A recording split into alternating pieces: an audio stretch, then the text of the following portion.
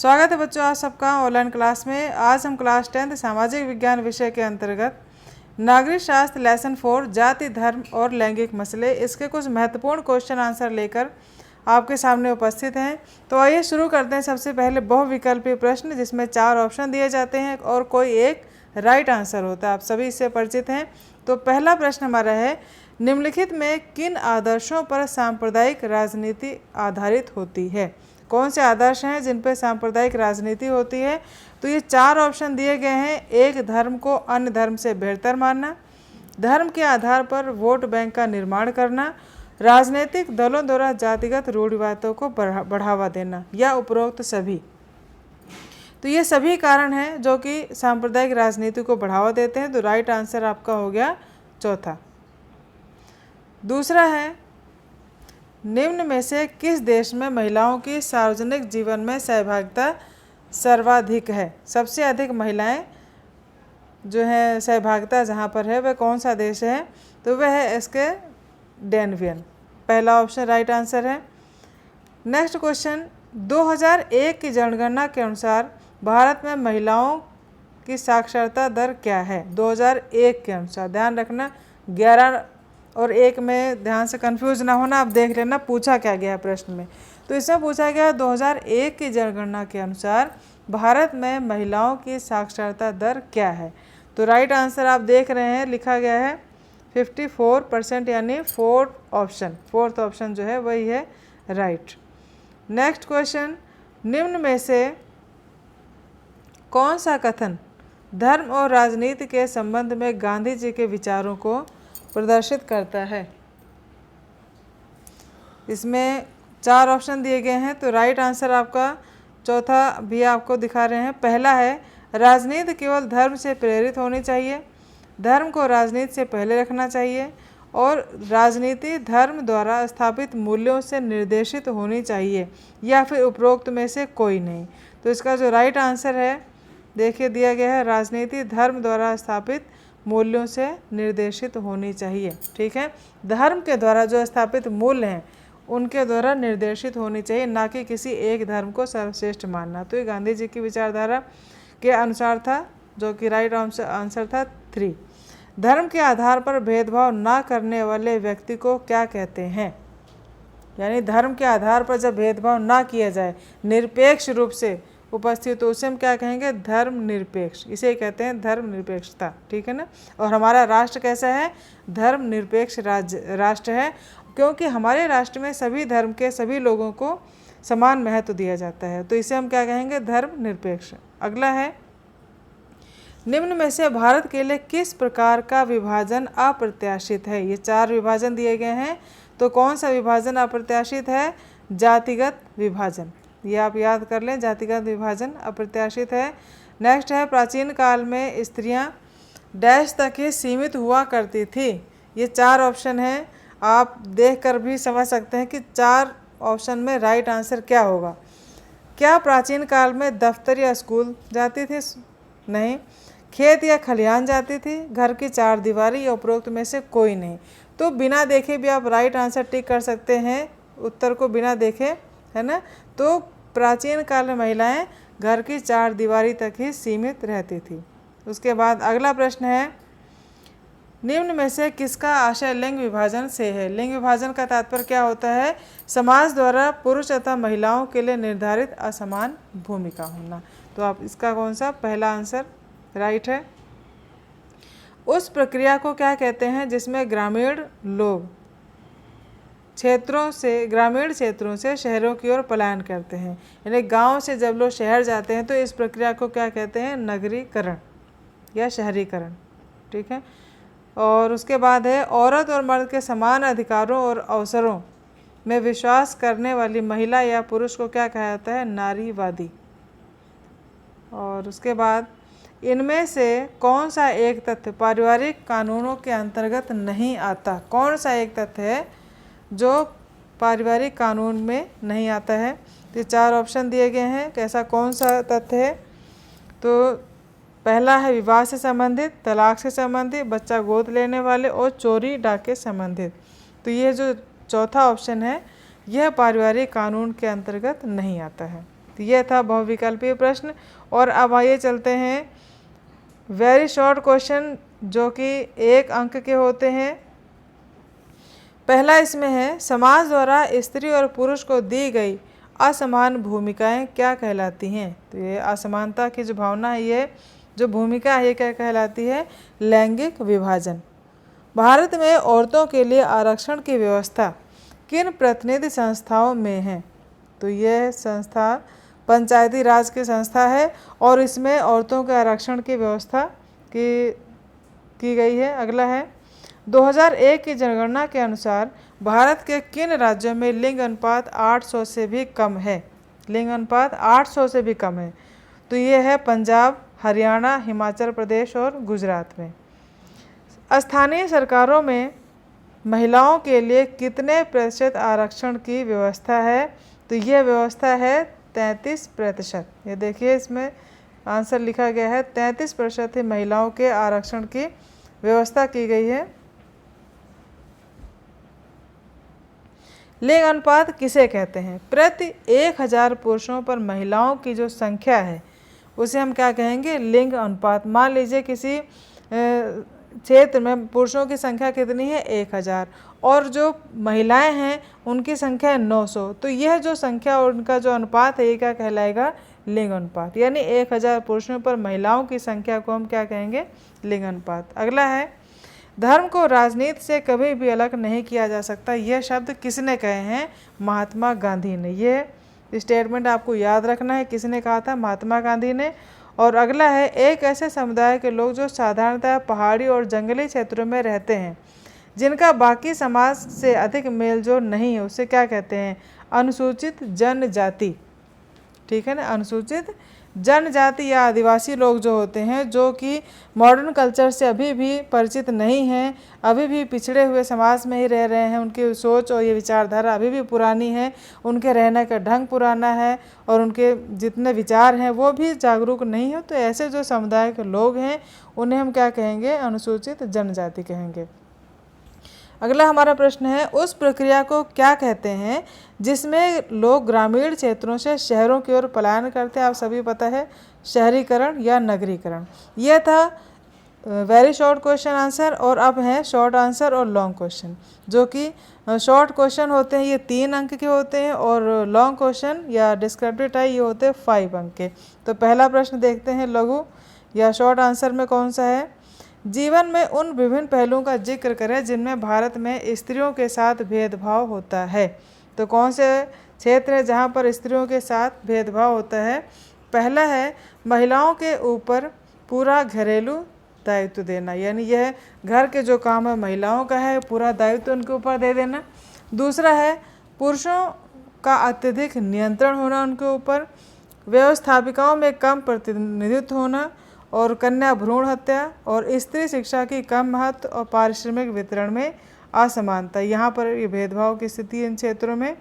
उसके बाद जाति के आधार पर भारत में चुनावी नतीजे तय नहीं किए जा सकते, कारण लिखिए। पहला है, मतदाताओं में जागरूकता। कई बार मतदाता जातीय भावना से ऊपर उठकर मतदान करते हैं। दूसरा, मतदाताओं द्वारा अपने आर्थिक हितों और राजनीतिक दलों को प्राथमिकता देना। किसी एक संसदीय क्षेत्र में किसी एक जाति के लोगों को बहुमत न देना। मतदाताओं द्वारा विभिन्न आधारों पर मतदान करना। यह था आंसर इसका। अगला है, भारत को एक धर्मनिरपेक्ष राज्य बनाने वाले विभिन्न प्रावधान कौन से हैं? पहला है, भारत का कोई राजकीय धर्म नहीं है। दूसरा, भारत में सभी धर्मों को समान महत्व दिया जाता है। तीसरा बिंदु है, प्रत्येक नागरिक को अपनी इच्छा अनुसार किसी भी धर्म को अपनाने की स्वतंत्रता है। भारतीय संविधान धार्मिक भेदभाव को असंवैधानिक घोषित करता है। यानी हमारा धर्म जो हमारा राष्ट्र है वह सर्वधर्म समभाव का राष्ट्र है, सभी धर्मों को समान आदर और सम्मान दिया जाता है। अगला प्रश्न है, भारत सरकार ने नारी असमानता को दूर करने के लिए क्या कदम उठाए हैं? पहला है, दहेज को अवैध घोषित करना। पारिवारिक संपत्तियों में स्त्री पुरुष को बराबर हक देना। ये सभी बिंदु आप समझ रहे होंगे, सिंपल से हैं और आप सभी इनसे परिचित भी हैं। कन्या भ्रूण हत्या को कानूनन अपराध घोषित करना। समान कार्य के लिए समान पारिश्रमिक का प्रावधान करना और नारी शिक्षा पर विशेष जोर देना, बेटी पढ़ाओ देश बढ़ाओ जैसी योजना लागू करना। उसके बाद बताइए कि भारत में किस तरह अभी भी जातिगत असमानताएं जारी हैं। अभी भी कुछ क्षेत्र ऐसे हैं जहां पर जाति से संबंधित असमानताएं हैं, तो किस प्रकार से हैं। आज भी हमारे देश में कुछ जातियों के साथ अछूतों जैसा बर्ताव किया जाता है। आज भी अधिकतर लोग अपनी जाति या कबीले में ही विवाह करते हैं। कुछ जातियां अधिक उन्नत हैं तो कुछ खास जातियां अधिक पिछड़ी हुई हैं। कुछ जातियों का अभी भी शोषण हो रहा है। चुनाव अथवा मंत्रिमंडल के गठन में जातीय समीकरण को ध्यान में रखना। तो ये क्षेत्र है जहाँ पर अभी भी कहीं ना कहीं भेदभाव है। उसके बाद सांप्रदायिक राजनीति के विभिन्न रूपों का वर्णन करें। सांप्रदायिक राजनीति, पहला, कट्टरपंथी विचारधारा के लोग, धार्मिक आधार पर मतों का ध्रुवीकरण होना, धर्म के आधार पर लोगों को चुनाव में प्रत्याशी घोषित करना, सांप्रदायिक हिंसा और खून खराबा, सांप्रदायिक दिशा में राजनीति की गतिशीलता और सांप्रदायिकता के आधार पर राजनीतिक दलों का अलग अलग खेमों में बंट जाना, जैसे आयरलैंड में नेशनलिस्ट और यूनियनिस्ट पार्टी। उसके बाद प्रश्न है बच्चों, नारीवादी आंदोलन किसे कहते हैं, इसकी विशेषताओं और प्रभाव को बताइए। महिलाओं को राजनीति और वैधानिक दर्जे ऊंचा उठाने, उनके लिए शिक्षा और रोजगार के अवसरों को बढ़ाने की मांग और रोजगार के जीवन में बराबरी की मांग करने वाले आंदोलन को नारीवादी आंदोलन कहते हैं। इसकी विशेषता क्या है? यह आंदोलन महिलाओं को राजनीतिक अधिकार और सत्ता पर उनकी पकड़ की वकालत करता है। इसमें महिलाओं को घर के चार दीवारी के भीतर कैद रखने और घर के सभी कामों का बोझ डालने का विरोध सम्मिलित है। यह पितृसत्तात्मक परिवार को मातृ सत्तात्मक परिवार की ओर बनाने की ओर अग्रसर करता है। फिर है, महिलाओं की शिक्षा तथा देश के विभिन्न क्षेत्रों में उनके व्यवसाय, सेवा आदि का समर्थक है। पितृ और मातृ सत्तात्मक, ये अगर आप कन्फ्यूज हो तो मैं बता दूं, कुछ परिवार ऐसे होते हैं जहां पर सिर्फ पितृ यानी पुरुष प्रधान पिता की आज्ञा को ही सर्वमान्य माना जाता है, लेकिन कहीं न कहीं इसका विरोध किया गया और उसकी जगह पर मातृ सत्तात्मक यानी माता के द्वारा लिए गए निर्णयों को सर्वोपरि मानना, यह इस पक्ष का बहुत बड़ा यह एक बिंदु है जिसमें कि पुरुष की अपेक्षा महिलाओं के विचारों को भी उतना ही आदर सम्मान दिया जाना चाहिए जितना कि पुरुषों का। उसके बाद यह महिलाओं के हर प्रकार के शोषण का विरोध करता है। भारत में स्वतंत्रता के उपरांत महिलाओं की स्थिति में कुछ सुधार हुए हैं, परंतु अभी भी पुरुषों से काफ़ी पीछे हैं। इस कथन को तथ्यों और साक्ष्यों से समझाइए। आइए देखते हैं इसका आंसर क्या हो सकता है। तो क्या क्या है क्षेत्र वो? साक्षरता की दर महिलाओं में 54% और पुरुषों में 76%। ऊंचा वेतन और ऊंची स्थिति के पद, इस क्षेत्र में पुरुष महिलाओं से आगे हैं। असमान लिंग अनुपात, अभी भी 1000 पुरुषों पर महिलाओं की संख्या 933 है। घरेलू सामाजिक उत्पीड़न है और जन प्रतिनिधित्व संस्थाओं में कम भागीदारी अथवा प्रतिनिधित्व होना। महिलाओं की में पुरुषों की तुलना में आर्थिक आत्मनिर्भरता कम होना, यानी अभी भी महिलाएं पुरुषों पर ही डिपेंड हैं धन को लेकर के।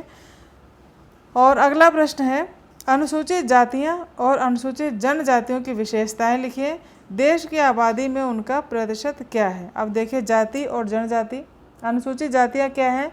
वे जातियां जो हिंदू सामाजिक व्यवस्था में उच्च जातियों से अलग और अछूत मानी जाती हैं, जो दलित के रूप में मानी जाती हैं तथा जिनका अपेक्षित विकास नहीं हुआ, यह है अनुसूचित जातियां।